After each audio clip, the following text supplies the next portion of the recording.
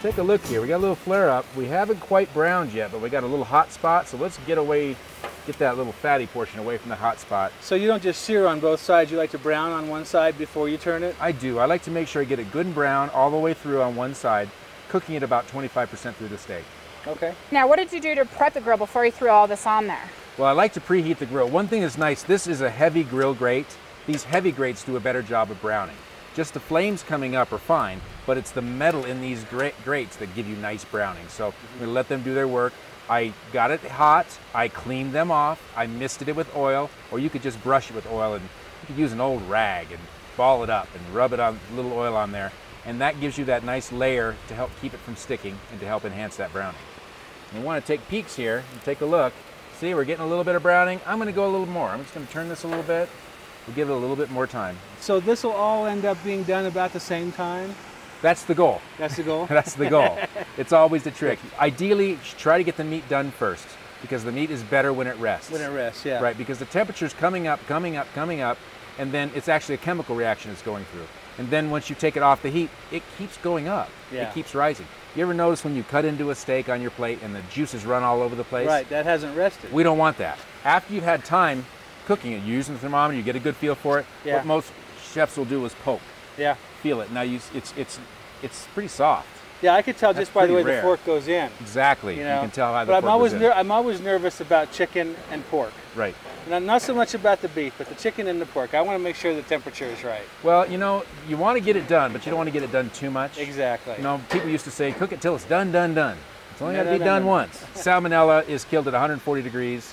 Trichinosis is killed at 137 degrees. Trichinosis is essentially gone anymore in modern feeding habits and whatnot. It's basically gone. So as long as you get it to your pork and chicken at least to medium. Okay. Chicken thighs and legs, you need to get to 185 degrees. But I'll go chicken breast 140 to 150. Pork chops 145 to 155. Now, do they rest also? Yes. Okay. Absolutely. Every meat should come off and rest.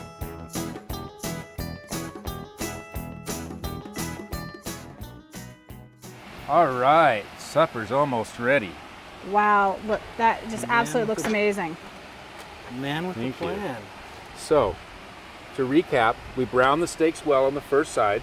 We turned them over, cooked a couple more minutes, and then smothered them with this tomato relish that we made here. We cooked these corn bundles. We cooked them a little bit slow at the beginning because the steaks were going, and the grilled corn directly on the grill. Ideally, they just need to be heated through, nice and hot. They don't really need much time to cook because everything in there is pre-cooked. Okay. And then we browned our steak fries on the grill. They came out really nice. These are fabulous. Just basically a low-fat French fry. Now, how did you get them so crispy?